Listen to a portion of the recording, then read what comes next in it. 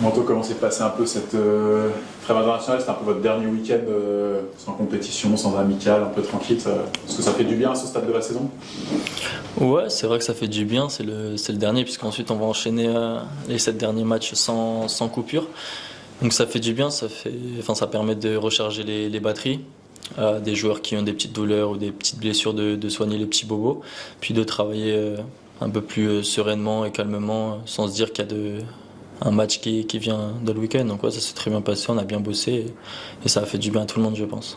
Est-ce que la première semaine, celle avant le week-end libre, c'était un peu plus léger ou non, vous avez quand même bossé fort encore? Non, on a quand même bien bossé, ça a permis aussi de faire une rencontre avec les abonnés ou aussi avec la Bontasse, donc avec les jeunes, ça fait plaisir à tout le monde, à nous les joueurs et aussi aux abonnés et aux jeunes. Donc non, c'était cool, mais on a bien bossé, non.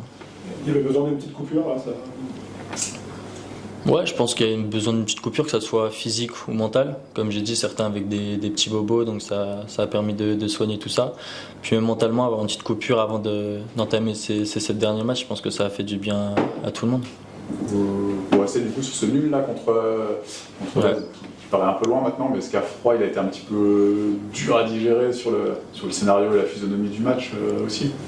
Ouais, je pense qu'il a été un peu dur à digérer. Maintenant, il faut se projeter sur les matchs qui arrivent. Maintenant, c'est sûr que c'est un match quand on revoit le match qu'on doit gagner. On ne doit pas prendre ce but dans les dernières minutes ou même on doit se mettre à l'abri avant. Maintenant, c'est comme ça, c'est le football. Il y a aussi des matchs qu'on n'aurait peut-être pas dû gagner. Finalement, on a gagné sur les dernières minutes. Donc, c'est le foot. Maintenant, il faut se projeter sur les matchs qui arrivent. Essayer de gagner le prochain à Pau, puis après on se projettera sur le match de Bastia, puis ainsi de suite. Est-ce que c'est vrai que vous êtes à 5 points maintenant, est-ce que ce match de Pau, c'est avec la confrontation aussi, Guingamp-Laval en même temps, est-ce que c'est peut-être une des dernières chances d'aller chercher ce top 5 quoi? On peut se dire s'il n'y a pas une victoire là, ça va peut-être devenir compliqué aussi quoi. Comment vous voyez un peu les choses? Ouais, c'est vrai qu'on peut dire que c'est un tournant ce match. De toute manière, là, les 2-3 prochains matchs, je pense que c'est des tournants et que si on enchaîne 2-3 victoires, je pense qu'on pourra toujours espérer être parmi le top 5. Si dans les 2-3 prochains matchs, on fait 2 nuls, une défaite ou une victoire de nul, je pense que ça sera compliqué. Donc à nous d'aller chercher des points là sur les 2-3 prochains matchs et en commençant par le match de Pau ce week-end et on verra ce qui se passe dans les autres résultats, mais nous il faut qu'on se concentre sur nous-mêmes. Soit c'est une fin de saison en roue libre, soit c'est une fin de saison qui peut être intéressante et avec du suspense, c'est ça l'enjeu finalement? Roue libre, je dirais pas roue libre, quoi qu'il arrive, même si on n'a pas de bons résultats, ou en tout cas pas les résultats espérés sur les prochains matchs. Je pense pas que, connaissant le groupe, le staff et les joueurs, je pense pas qu'il y aura de fin en roue libre. Et on voudra toujours gagner le maximum de matchs et finir le plus haut possible, même si à un moment on sait que le top 5 n'est plus possible, on essaiera de finir top 6, puis si le top 6 n'est plus possible, top 7. Mais il n'y aura pas de fin en roue libre, ça c'est sûr. Ouais, c'est ça l'objectif, c'est d'être le plus haut, enfin, quel que soit... Voilà, oui, le plus haut, gagner le plus de matchs, là il en reste 7, prendre le plus de points possible et après on verra bien où on finira. Est-ce que quand les joueurs, compétiteurs et tout, est-ce qu'on craint un peu, même si la saison est belle, justement une fin de saison avec des enjeux un peu plus minorés? On sait que le maintien maintenant c'est bon, si des fois le top 5, voilà, 6, 7e, mais c'est pas le même parfum quand même. Est-ce qu'on craint ça un peu quand on est compétiteur, quand on se sent avec un petit manque d'adrénaline peut-être? Non, mais je pense que c'est à nous de mettre les ingrédients qu'il faut pour finir le plus haut possible. Là actuellement on est 7e, donc déjà c'est de pas finir en dessous la 7e place. Et puis si on peut finir 6e, même 5e, on va pas s'en priver, mais je pense que c'est à nous de mettre les ingrédients qu'il faut pour continuer, même si le top 5 à un moment n'est plus accessible ou le top 4 est plus accessible, toujours essayer de finir le plus haut possible, de gagner le maximum de matchs, de prendre le maximum de points, puis on verra bien où ça nous mène. Mais non, je pense que si on fait tout ce qu'il faut, on aura une bonne place d'ici la fin de saison. L'enchaînement va être intense forcément, c'est un match en 6 semaines, plus de 6 semaines. C'est un moment agréable. On se dit aussi, mais il y a 4 matchs de moins que la saison dernière. Enfin, comment vous vivez tout ça là? Ouais, c'est vrai, là il y aura plus de coupure. On va enchaîner les 7 derniers matchs. Bah, c'est vrai qu'il y a 4 matchs de moins que la saison dernière. Bon, après, on a fait 4 matchs en Coupe de France, donc au final, ça fait quand même 38 matchs officiels sur la saison. Je dirais quoi, c'est agréable parce que quand on est joueur, on aime la compétition, même si les moments de coupure nous font du bien, on aime la compétition, on aime jouer. Là, on sait qu'il va y avoir un enchaînement de 7 matchs, que c'est important, qu'il faut gagner le plus de matchs. Donc tout le monde est, je pense, pressé et excité de jouer les matchs les uns après les autres. Contre Pau, c'est une équipe qui n'a pas beaucoup gagné ces derniers temps. Vous aviez battu à l'aller quand vous étiez plus ou moins la meilleure période de la saison, quoi, en pleine bourre.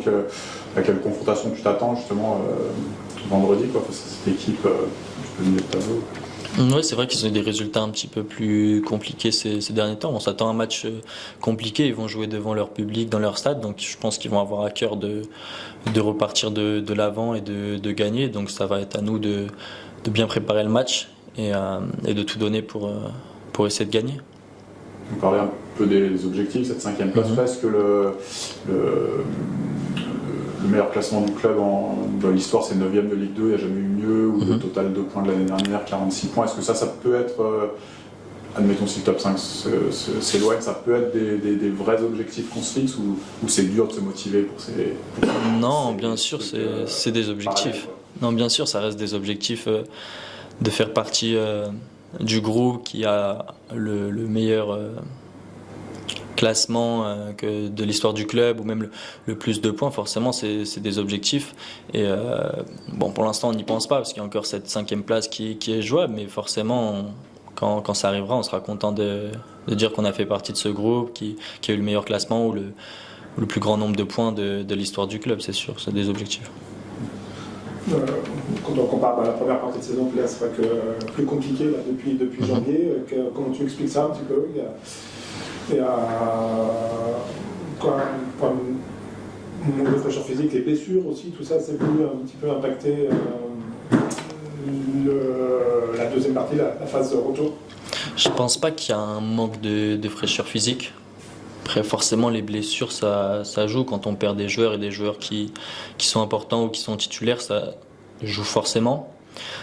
Maintenant, je pense que dans une saison, on ne peut pas qu'avoir des bons moments. On était dans une très bonne première partie de saison. Là, elle est un petit peu moins bien, mais je pense que c'est normal. Toute équipe a des moments un peu plus compliqués dans une saison.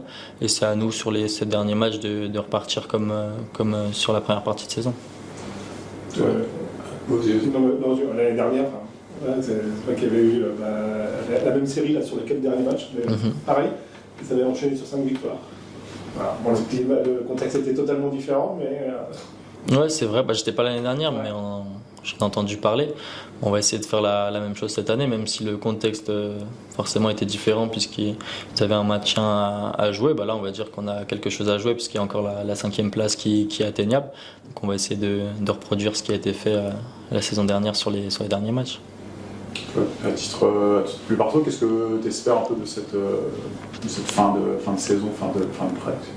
Ouais, fin de prêt, c'est ça, il reste 7 matchs. Moi, j'espère jouer le maximum de minutes, le maximum de matchs et aider l'équipe à remporter le plus de points possible. Ouais.